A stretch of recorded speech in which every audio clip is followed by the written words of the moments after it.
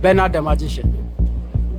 Nana, you be correct magician. Oh, Nana. Okay.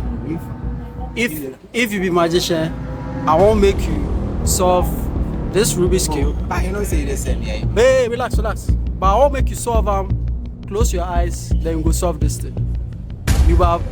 So I go blindfold you, then you go solve them.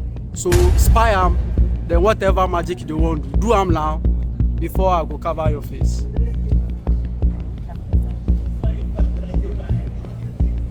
You make ready? Okay. So go.